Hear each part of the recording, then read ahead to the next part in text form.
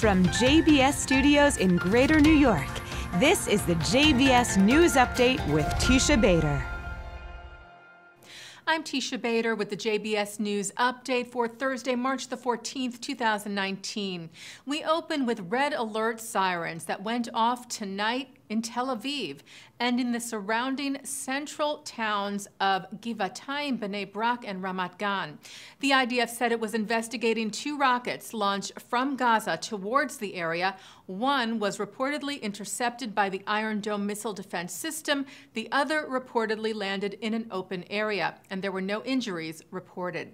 This is the first time rockets have been fired at the Tel Aviv area since 2014. Israel submitted a formal complaint yesterday to the United Nations Security Council following the exposure by Israeli intelligence of a Hezbollah terror cell positioned along Israel's border with Syria.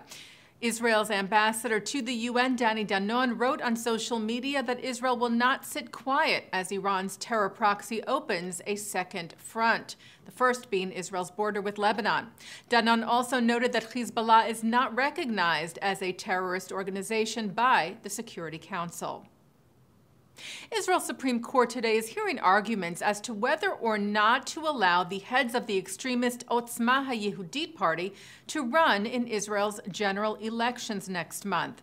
Attorney General Avichai Mandelblit urged the court to disqualify the party's leader, Michael Ben-Ari, claiming that his political statements constitute incitement to racism. Mandelblit, however, said that the party's number 2 candidate, Itamar Ben-Gvir, should be allowed to run, as there was not enough clear evidence against him in that regard. Ben-Ari maintains that he is not a racist and that recent noted remarks of his were taken out of context. And with the elections approaching and the election campaigns becoming more aggressive, Israel's President Reuven Rivlin called for national unity. At a ceremony today for IDF soldiers missing in action at the military cemetery on Mount Herzl, Rivlin said these are turbulent days for Israel. Discourse is becoming more extreme and boundaries are becoming blurred. But he stressed, even in times like this, we must not forget that in the trenches and waiting for battle, we lie next to each other, side by side, left and right, Jews and non-Jews. U.S. Ambassador to Israel David Friedman shed some light on the highly anticipated U.S. Middle East peace plan. Friedman spoke to the Washington Examiner last week about the plan, saying it aimed to give the Palestinians a better quality of life and more control while keeping Israel safe.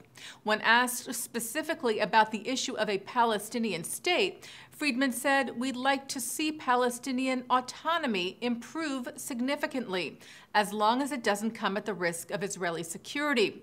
Where you slice that can be debated." The U.S. peace plan is expected to be unveiled after Israel's elections on April the 9th. Well, a poster at a Greenpoint, Brooklyn subway station featuring Jewish Supreme Court Justice Ruth Bader Ginsburg was defaced with threatening anti-Jewish expletives as well as a swastika this week. The New York City Transit Authority said they regret that customers were exposed to this hate speech and have removed the poster. The New York Police Department wrote on Twitter that it was investigating, stating there is no room for hate in New York City. New York Governor Andrew Cuomo and the city's Mayor Bill de Blasio expressed their outrage on Twitter. De Blasio wrote, "Ruth Bader Ginsburg represents the very best of our city. We'll find whoever is responsible for this anti-Semitic trash and ensure they face consequences for trying to spread hate in New York City." The American Jewish Committee is asking the government of Poland to forcefully condemn a local newspaper which featured a front-page story this week instructing its readers, quote, how to recognize a Jew, unquote, with a list of directives like names, appearances, character traits, and, quote, methods of operation. Tylko Polska, or Only Poland, is published by a fringe nationalist political candidate and was seen yesterday at the Sejm, the lower house of the Polish parliament. Director of the AJC Central Europe, Agnieszka Markowicz, said the distribution of Tylko Polska nationally is astonishing. That it is readily available on Polish government property is outrageous. She said that articles in the paper resemble anti-Semitic writings of the 1930s. The paper was condemned by the Speaker of the Parliament and several of its members, stressing that there is no room for anti-Semitism in Poland. Archaeologists in southern Israel made a rare discovery at an excavation site in Chalutza, a town that was an important station on the so-called incense route, the road that led from Petra, in today's Jordan, to Gaza, which at the time had a Jewish community. They found a 1,700-year-old inscription in Greek with the name of the town. While Chalutza is mentioned in many historic sources, this was the first time its name was actually found at the site itself, which archaeologists said was evidence of the town's existence. The excavation is led by a delegation of the German University of Cologne and the University of Bonn in cooperation with the Israel Antiquities Authority.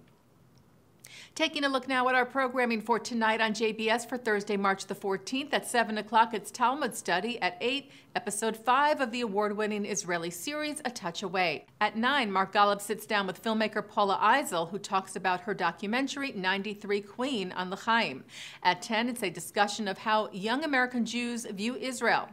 And coming up right after this newscast, Bloomberg syndicated columnist Eli Lake analyzes the Democratic leadership's failure to adequately respond to the anti-Semitic remarks of Minnesota Representative Ilhan Omar and discusses the implications for the future of the Democratic Party. That's on tonight's In the News with Mark Golub. And that's the JBS News Update for Thursday, March the 14th, 2019. I'm Teisha Bader.